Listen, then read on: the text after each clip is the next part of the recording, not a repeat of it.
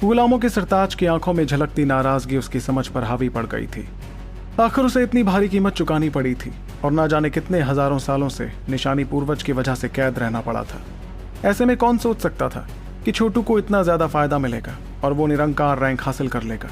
लेकिन छोटू तो आंखों में यकीन के साथ गुलामों के सरताज को देखता रहा। उसके बाद उसकी नजर अंतरिक्ष में मौजूद दरार पर पड़ी। फिर एक झटके में छोटू ने अपना हाथ लहराकर शिखर शक्तियों से रोशनी तैयार की, जिसे बेहद तेज रफ्तार में उसने उस दरार पर भेज दिया। कुछ पलों बाद गुलामों का सरताज ये देखकर दंग रह गया कि अंतरिक्ष में मौजूद वो दरार धीरे धीरे भरने लगी थी। वाकई एक निरंकार की ताकत बहुत ज्यादा होती थी। तभी गुलामों के सरताज ने चिल्लाते हुए कहा, पीछे हो जाओ सभी। उसकी आवाज में उसकी नाराजगी साफ समझ आ रही थी, जिसके साथ उसने शैतानी फौज को वहां से अलग होने को कहा। फिर अपने सरताज के हुक्म पर शैतानी फौज हड़बड़ाते हुए बहुत पीछे होने लगी, क्योंकि उन्हें भी समझ आ गया था कि कोई बहुत बड़ी गड़बड़ होने वाली थी। तभी छोटू गरजती हुई आवाज में चिल्लाया, जैसा कि मैंने पहले कहा था, अब जो कि तुम लोग इतनी दूर से यहाँ आई गए हो, इसलिए अब तुम्हें यहाँ से जाने की कोई जरूरत नहीं है।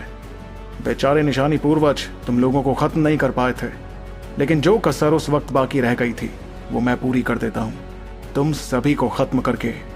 देखते ही देखते छोटू के हाथों से निकली शिखर रोशनी बड़ी होने लगी और गुलामों के सरताज के पास जाकर वो एक बहुत बड़े सूरज में बदल गई। वो सूरज शुरू में थोड़ा टिमटिमा रहा था, लेकिन धीरे धीरे उसकी चमक बढ़ने लगी और उसकी टिमटिमाहट गायब होने लगी। उसकी बढ़ती चमक के साथ ही लोगों को महसूस हुआ कि उस एक सूरज में इतनी शक्तियां थीं कि वो ब्रह्मांड के ना जाने कितने ग्रहों को अपने आगोश में ले लेता। जब गुलामों के सरताज ने उस चमकदार सूरज को तैयार होते देखा तो उसके चेहरे पर लालच के साथ साथ हैरानी नजर आई और उसने कहा, तुम शिखर सूरज तैयार करने में भी कामयाब हुए। एक पल बाद गुलामों का सरताज गुस्से में अपने दांत पीसने लगा, लेकिन वो इतना खतरनाक यूं ही नहीं हुआ था। एक झटके में उसने इस बात को समझ लिया था कि अब क्योंकि छोटू एक निरंकार बन गया था, इसका मतलब गुलामों का सरताज उसकी बराबरी नहीं कर सकता था।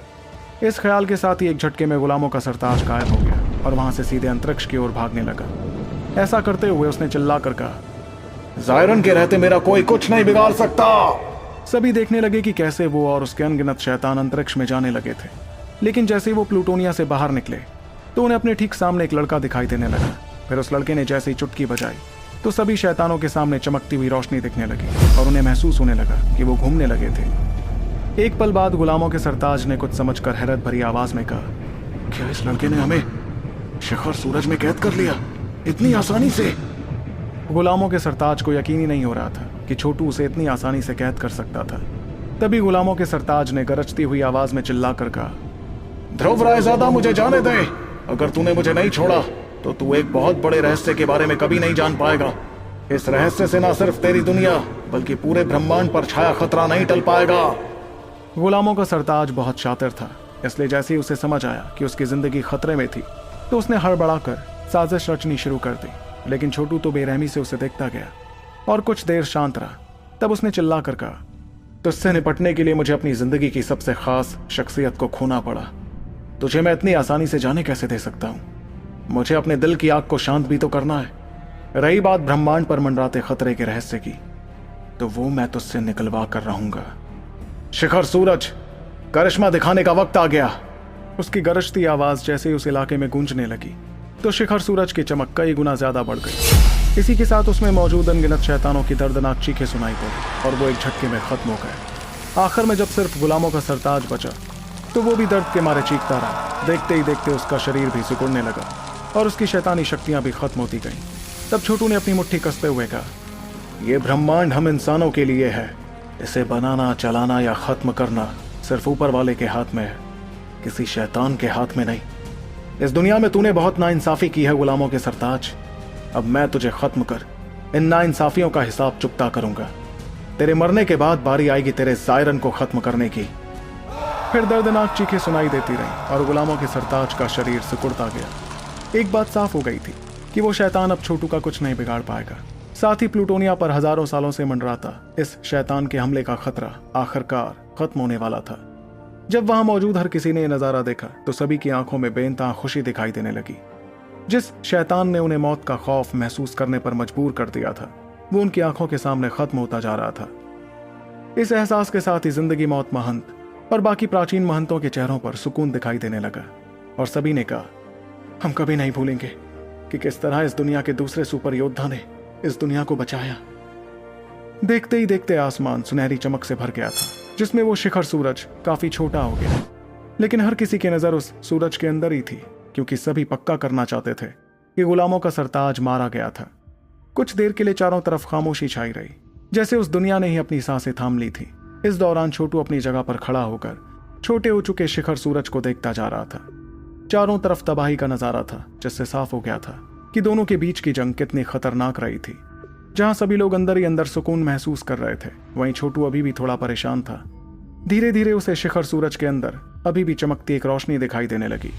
वो रोशनी शुरू में तो छोटी थी, लेकिन कुछ ही पलों में काफी बड़ी हो गई। ये देखते ही छोटू अपने हाथों में शक्तियां इकट्ठा करने लगा। तभी उसने परेशानी भरी आवाज में खुद से कहा, क्या गुलामों का सरताज अभी भी जिंदा है? ये कैसे हो सकता है? इस दौरान ध्रुव शौर्य भी छोटू के पास आकर खड़ा हो गया और शिखर सूरज के अंदर चमकती शक्ति को देखता गया। तब ध्रुव ने कुछ महसूस कर छोटू से कहा, छोटू, ये शैतानी शक्ति अभी भी जिंदा है। दोनों ने एक दूसरे के चेहरे की तरफ देखा और दोनों के चेहरों पर अजीब सा असमंजस दिखाई दे रहा था। फिर बिना कुछ कहे वो दोनों वहां मौजूद लोगों की तरफ देखने लगे, जिनके चेहरों की खुशी पूरी तरह गायब हो गई थी और अब उन पर खौफ दिखाई दे रहा था। धीरे धीरे शिखर सूरज में से वो खूंखार रोशनी बाहर निकलने लगी और आसमान में फैलते हुए एक बहुत बड़े आईने में बदलने लगी। उस आईने में अंतरिक्ष का कोना कोना देखा जा सकता था, जिसे देखकर बहुत से लोगों के मुंह खुले के खुले रह गए। इस बीच प्लूटोनिया वाले तो खामोश थे और आंखों में घबराहट के साथ वो नजारा देखते गए। कुछ पलों बाद सभी को उस बड़े से आईने में एक ऐसा प्लेनेट नजर आया जो आग की लपटों से घिर चुका था और जिसमें से लगातार धुआं निकलता जा रहा था। गौर करने पर उस प्लेनेट के अंदर मचा कोहराम दिखाई देने लगा, जहां योद्धा लड़ते हुए मरते जा रहे थे। तभी छोटू ने परेशानी भरी आवाज में कहा, ये सब आखिर हो क्या रहा है भैया?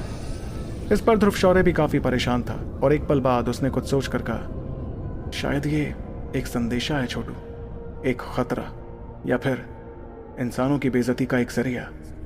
इस बीच भीड़ में शोर मचने लगा था और माओ ने अपने बच्चों को कसकर पकड़ लिया था। उस विशालकाय आईने के अंदर तबाही तबाही थी कि तभी छोटू ने अपनी मुट्ठी कसते हुए कहा, भैया क्या ये आईना गुलामों के सरताज की अंतरात्मा है? मगर इससे पहले कि ध्रुव शौर्य कोई जवाब देता, अचानक आईने में से जोरदार शैतानी हंसी सुनाई देने लगी। उस हंसी को सुनकर वहां मौजूद हर किसी के रोंगटे खड़े होने लगे, क्योंकि वो हंसी गुलामों के सरताज की थी। धीरे धीरे उस आईने के ऊपर उस शैतान की अंतरात्मा दिखाई देने लगी, जो लगातार टिमटिमाती जा रही थी। इससे साफ हो गया था कि वो काफी कमजोर थी, मगर उसके चेहरे पर फिलहाल एक अजीब सा पागलपन नजर आ रहा था। फिर हकारत भरी आवाज में गुलामों के सरताज ने चिल्लाते हुए कहा, इंसान सच में बेवकूफ होते हैं, कितनी जल्दी खुशी मनाने लगे। क्या तुम्हें लगा कि सब खत्म हो गया और इंसानियत बच गई? मेरे शहंशाह ने मुझे यह अनिष्ट दृष्टि इसलिए दी थी ताकि मैं तुम लोगों को यह खौफनाक मंजर दिखा सकूं। इसे मेरी तरफ से अपने लिए तोहफा समझ लो। चलो मैं तुम्हें कुछ दिखाता हूं, देखना चाहोगे कि क्रोनार ग्रह के क्या हाल है। क्रोनार का नाम सुनते ही ध्रुव शौर्य के चेहरे का रंग बदलने लगा। ऐसा इसलिए क्योंकि क्रोनार ग्रह मार्कस के ठीक बगल में था।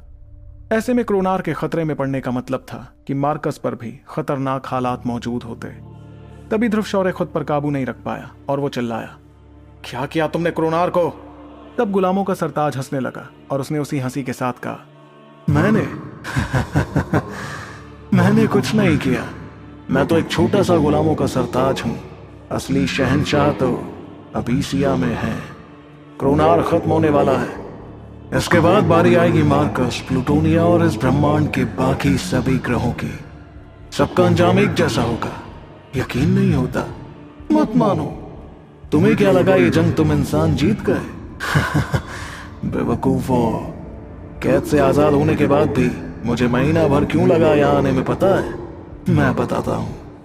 मैं आजाद होकर सीधे अबीसी आ गया था, जहां हमारे शहंशाह का दाहिना हाथ, जिसे दुनिया शैतान का चेला जरकान कहकर पुकारती है, अब पूरी तरह ठीक हो गया है।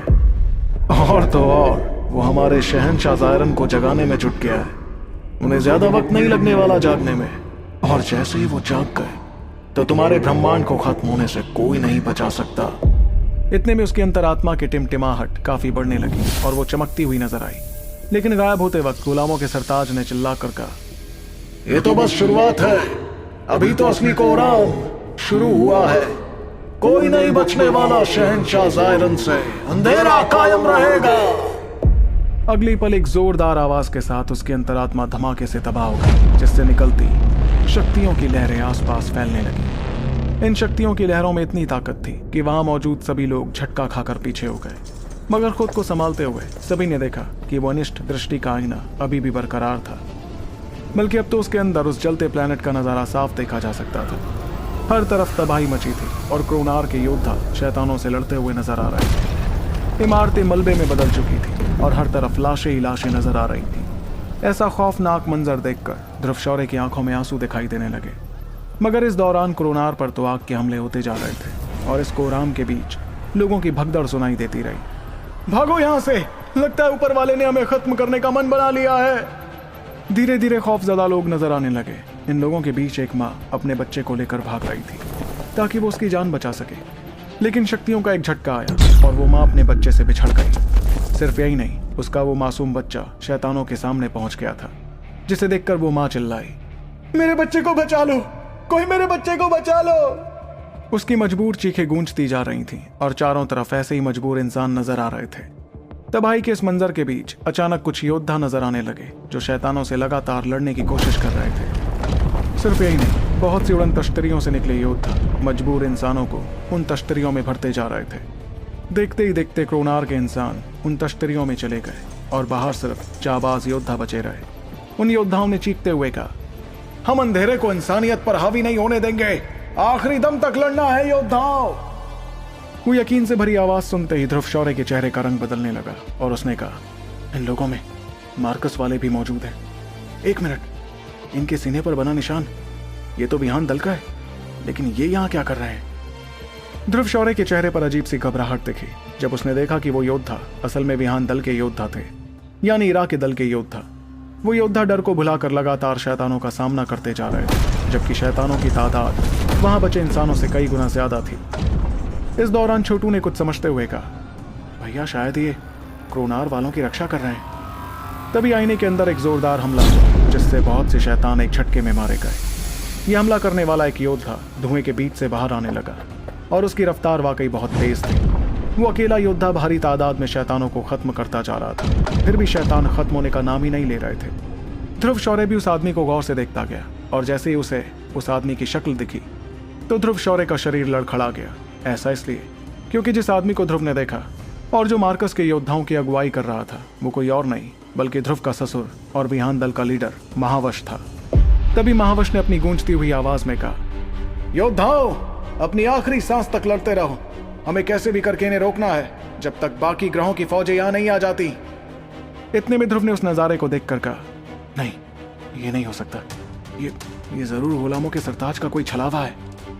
ये पहली बार था जब छोटू ध्रुव शौर्य को इस तरह बर्ताव करते हुए देख रहा था। ध्रुव को कोई अंदाजा नहीं था कि जिस वक्त छोटू गुलामों के सरताज को खत्म करने में लगा था उस वक्त इरा के पिता किस मुश्किल हालात का सामना कर रहे थे। फिर ध्रुव लगातार महावश को देखता गया जो शैतानों को खत्म करता जा रहा था। वो जंग बहुत खतरनाक थी, लेकिन महावश डटा रहा, पर वो बहुत वक्त से लड़ता आ रहा था, इसलिए उसके हमलों में उसकी थकान दिखने लगी थी। सिर्फ इतना ही नहीं बल्कि उसके शरीर पर बहुत से जख्म भी थे।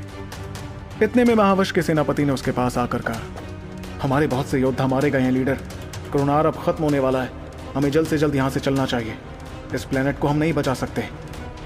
तो क्या होने वाला सुपर योद्धाओं की इस रोमांचक कहानी में आगे? क्या ज़ायरन ब्रह्मांड को तबाह करने में होगा कामयाब? कैसे बचाएंगे छोटू और ध्रुव इस दुनिया को ब्रह्मांड के सबसे ताकतवर शैतान से? और किस हाल में आखिर तीसरा सुपर योद्धा जिससे मिलकर बनेगी त्रिदेव की जोड़ी और जो खात्मा करेगी खतरनाक ज़ायरन का? इन सभी सवालों का जवाब जानने के लिए सुनते रहिए सुपर योद्धा।